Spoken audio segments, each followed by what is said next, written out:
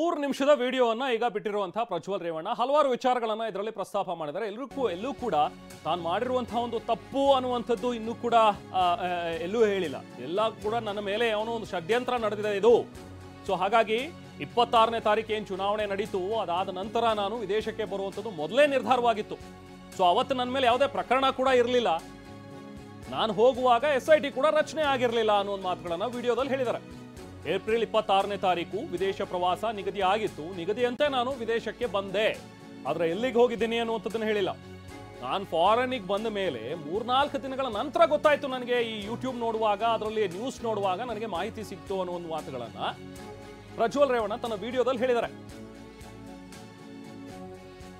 ಅಂದ್ರೆ ಪ್ರಜ್ವಲ್ ರೇವಣ್ಣ ಬಗ್ಗೆ ಇದ್ದಂತಹ ಒಂದು ಮಾತುಗಳೇನಿತ್ತಲ್ಲ, ಇವರು ಗೊತ್ತಾಗಿ ಎಲ್ಲೋ ಒಂದ್ ಕಡೆ ಪ್ರಕರಣ ದಾಖಲಾಗುತ್ತೆ, ತನಗೆ ತೊಂದರೆ ಆಗುತ್ತೆ ಅನ್ನುವಂಥದ್ದು ಗೊತ್ತಾಗಿನೇ ವಿದೇಶಕ್ಕೆ ಹಾರು ಹೋಗಿದ್ದಾರೆ ಅನ್ನುವಂಥದ್ರ ಬಗ್ಗೆ ಒಂದಷ್ಟು ಆರೋಪಗಳಿತ್ತು. ಅದಕ್ಕೆ ಉತ್ತರ ಕೊಡ್ತಾ ನನಗೆ ಇದು ಯಾವುದೂ ಗೊತ್ತೇ ಇರಲಿಲ್ಲ, ನನಗೆ ಪೂರ್ವ ನಿಗದಿಯಾದಂತಹ ಕಾರ್ಯಕ್ರಮ ಇದ್ದಿದ್ರಿಂದ ನಾನು ಫಾರಿನಿಗೆ ಬಂದೆ ಅನ್ನುವಂಥದ್ದನ್ನ ಹೇಳ್ಕೊಂಡಿದ್ದಾರೆ. ಏನು 26ನೇ ತಾರೀಕು ಚುನಾವಣೆ ನಡೀತು.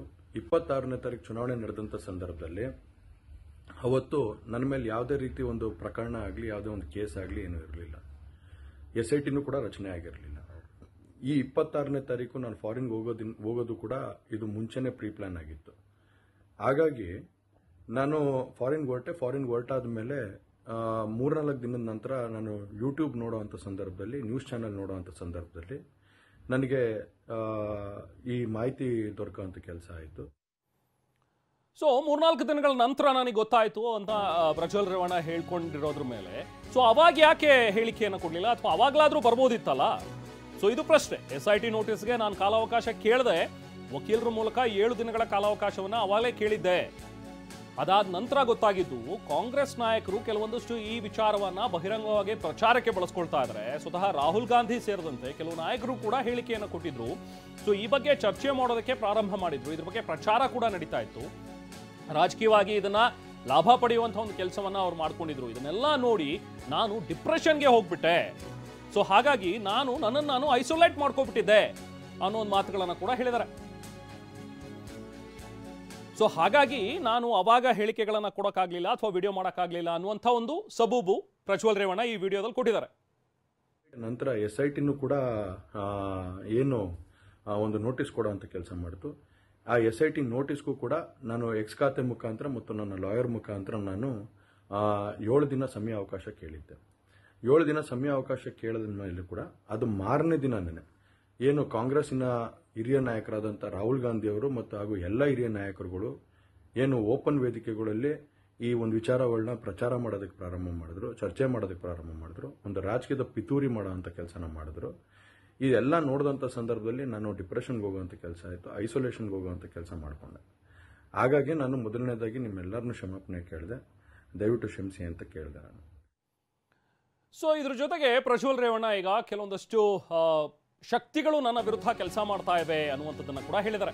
ಅಂದ್ರೆ ಹಾಸನದಲ್ಲಿ ಕೆಲವರು ನನಗೆ ಆಗದೆ ಇರುವಂಥವ್ರು, ಕೆಲವೊಂದಷ್ಟು ಶಕ್ತಿಗಳು ಎಲ್ಲ ಒಟ್ಟಾಗಿ ಸೇರ್ಕೊಂಡು ನನ್ನ ವಿರುದ್ಧ ಪಿತೂರಿ ಮಾಡ್ತಾ ಇದ್ದಾರೆ ಅನ್ನುವಂಥದ್ದನ್ನ ಕೂಡ ವಿಡಿಯೋದಲ್ಲಿ ಹೇಳ್ಕೊಂಡಿದ್ದಾರೆ. ರಾಜಕೀಯವಾಗಿ ನಾನು ಏನು ಬೆಳೀತಾ ಇದ್ದೀನಲ್ಲ, ಸೊ ಹಾಗಾಗಿ ಅದನ್ನ ಸಹಿಸೋಕಾಗದೆ ನನ್ನನ್ನ ಕೆಳಗೆ ತರಬೇಕು ಅನ್ನುವಂಥ ಒಂದು ನಿಟ್ಟಿನಲ್ಲಿ ಈ ರೀತಿಯಾಗಿ ಮಾಡಿದ್ದಾರೆ. ಆದ್ರೆ ನನಗೆ ನ್ಯಾಯಾಲಯದ ಮೇಲೆ ನಂಬಿಕೆ ಇದೆ. ಖಂಡಿತವಾಗಿಯೂ ಈ ಸುಳ್ಳಿನ ಪ್ರಕರಣದಿಂದ ನಾನು ಆಚೆ ಬರ್ತೀನಿ, ಕೋರ್ಟ್ ಮೂಲಕನೇ ಸುಳ್ಳು ಪ್ರಕರಣದಿಂದ ಆಚೆ ಬರ್ತೀನಿ ಅಂತ ಹೇಳಿ ಪ್ರಜ್ವಲ್ ರೇವಣ್ಣ ಹೇಳ್ಕೊಂಡಿದ್ದಾರೆ.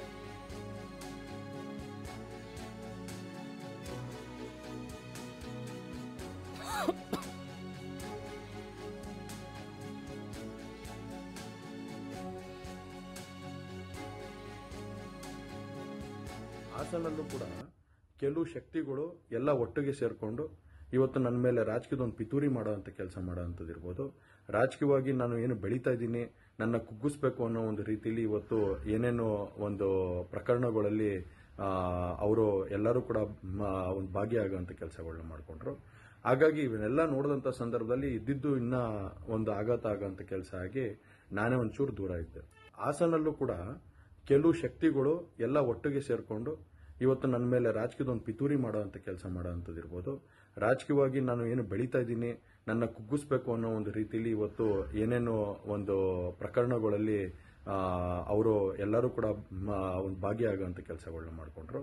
ಹಾಗಾಗಿ ಇವನ್ನೆಲ್ಲ ನೋಡಿದಂಥ ಸಂದರ್ಭದಲ್ಲಿ ಇದ್ದಿದ್ದು ಇನ್ನ ಒಂದು ಆಘಾತ ಆಗೋಂಥ ಕೆಲಸ ಆಗಿ